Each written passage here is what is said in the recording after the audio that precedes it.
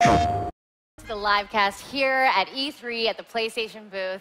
I am here with Pete Hines, and we are going to talk about the evil within. So if there's not enough reasons to lie awake at night in terror, now we have the evil within to worry about, which I'm a huge horror fan, but this is a different type of horror game. It's not a shoot-'em-up heavy, blood and gore. There's a lot of, tension and stealth that are in here. So talk a little bit about the game.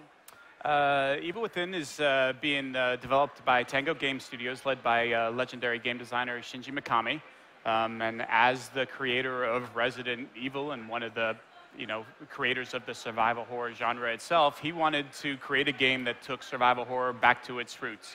And the Evil Within is that game. He wanted to move away from very action-heavy, shoot a lot of enemies, and move it to something that blended a number of different types of horror, jump scares and blood and guts and psychological horror and traps and puzzle solving. But it's a survival horror game at its core. It's about scarcity of resources and trying to sort of keep your wits about you and survive the next 30 seconds, the next 2 minutes. See, and I love that about this game, because instead of it just being like, oh, you have unlimited supply to shoot all the, crazy alien characters that are coming at you, you really have to think about how you're going to use those last couple bullets. Maybe you light this guy on fire instead. Maybe this guy you shoot doesn't stay down. And I love that classic horror thing where you shoot some guy, he goes down, and you walk by, and then he's actually just pretending to be dead. So you have that classic horror jump that I love about this game. And I also really want to talk about the environment of this game, because it's so lush, the dynamic lighting, the animation. Talk a little bit about the technology that went into creating this landscape. So when Tango started making this game, they looked at technology and decided they wanted to use id Tech 5 as the basis for the game, because they felt like it was very adaptable. But obviously, id Tech was designed by id to make first-person shooters, first-person games, and being a third-person survival horror game has different demands and requirements. And so this is a heavily modified version of id Tech 5 to support third-person cameras, to do a lot of the things you were talking about, like dynamic lighting and shadows, because as a survival horror game, you really need those things to set the right tone and to create environments that Sebastian is playing in that feel very realistic and create that sense of immersion that's so important to a survival horror game. There's this one moment in part of the gameplay that's been released where you have to hide inside what looks like a locker, and all you see are the 3 little slits of light as this guy's with a chainsaw trying to chase you down. And I notice with myself, I'm breathing heavier. I'm so involved in just that, and you don't see anything. All you see is these 3 little slits, and it's so powerful. When you take away all that extra stuff, it really made it feel like you were really in that moment with the character. What I also really love is the sound design.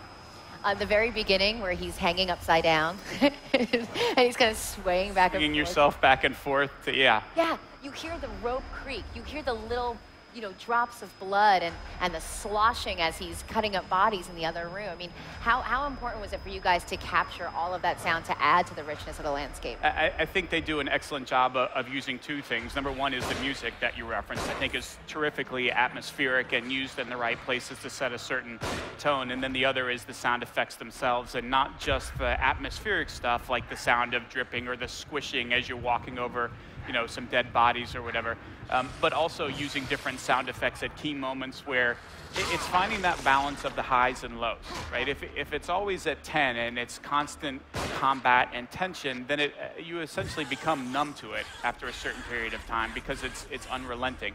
And I think what Shinji is very good at, what makes him a terrific game designer, is the ability to find those peaks and valleys and to do them in such a way that they don't become predictable, right? It's not, let's have some dialogue, let's do some exploration, let's do combat, and then repeat. It's mixing up those things, and when you get it, and this time you open a door, the last 2 have had nobody behind it, so you're just absolutely certain that this time there's somebody in there, except there's not.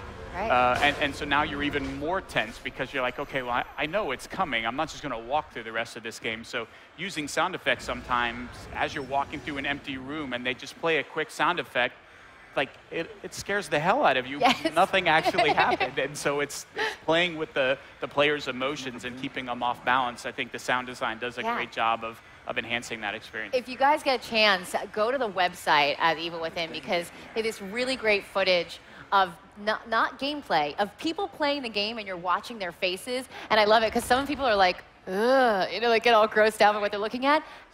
So many of them actually jump at certain points in the game. And that's something you can't fake. It's people that are actually playing it, and that's their visceral reaction to this One game. of the challenges that we found is, you know, we can show gameplay like this, and survival horror is not something that, you know, you look at in 20 or 30 seconds and you can kind of wrap your head around it as well. It's something that's best experienced, you know, in the dark in your living room with the surround sound on, and playing it for long stretches of time. And so we felt like, well, showing people who are doing that, who are sitting down and playing for extended periods of time, and their reactions to the game, we felt like was a pretty powerful way to say, like, look, this is what we're doing. Like, it's survival horror, and it's very scary. Yes. And you don't have to take our word for it. Like, check out these poor son of a guns who had to sit there and go through all this. And they're alone in a room. It's kind of got green, creepy lighting. We stuck them in a closet. Yeah, we stuck them in a closet with a little camera, and it was funny. Like, after 10 minutes, you could tell they all forgot that the camera was there, and they were into the game. And as a result, the reactions you see from them are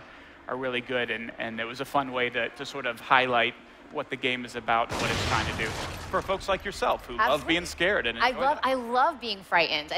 There's nothing like it when you are actually totally committed into that moment and it scares you and then you kind of laugh. I always scream and then I laugh at myself because I can't believe I just got scared like that.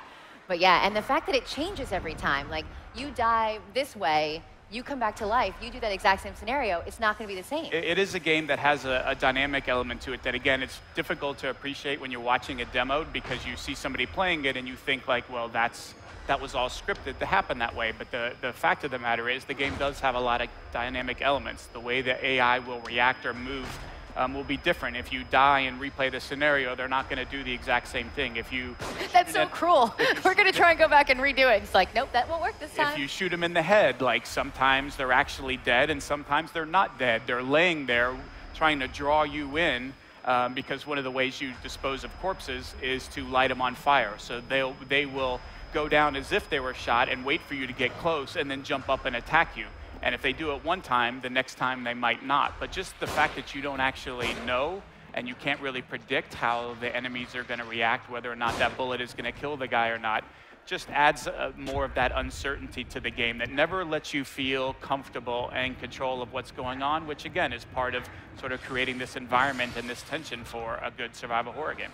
Which I think is what's so unique about this game, and one of my favorite things about it, it really is all about creating that tension and keeping the player off balance. Yep. It'd be awesome. It's and obviously, you know, it is a game that allows you to have some choice in how you move through it. So you can choose to be stealthy. You know, you'll see situations where Sebastian is sneaking through and trying to go undetected. You can choose to fight an enemy. You can choose to, no, I'm going to hide, like you were talking about, and go find in the locker. But again, you don't ever know, like, this is the right answer, this is the wrong answer. There's a few times where you get some enemies that it's pretty clear you can't harm or kill, and you just have to run.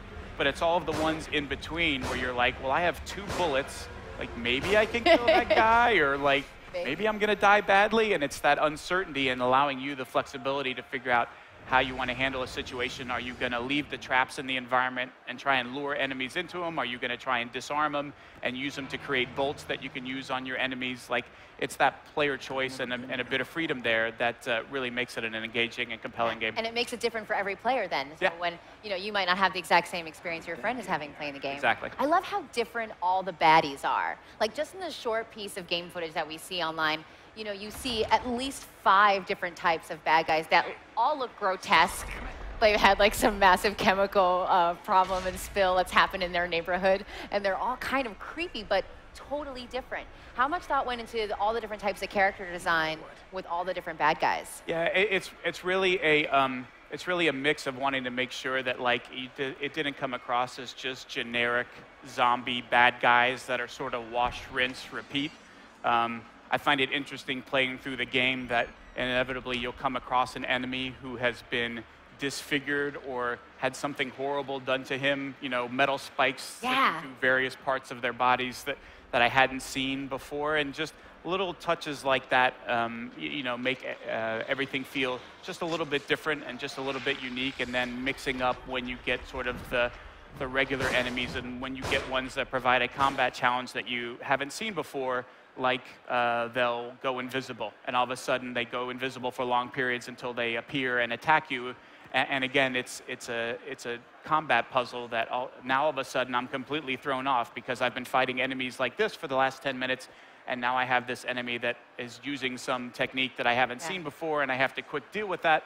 But then he goes away, and maybe you never see that again, or you don't see it again for a few hours, so that you don't get comfortable with, oh, now I'm dealing with this guy for the next period of time, and so I have to do this, that you're constantly having different challenges thrown at you. Wow, you are really cruel in keeping us just off balance at all times. I'm never going to sleep after playing this game, but I cannot wait to get my hands on it. All right, Pete, thank you so much for joining us here today. Thank you for having me. Evil Within comes out October 21st, just in time for Halloween. So definitely put that in your trick or treat. PlayStation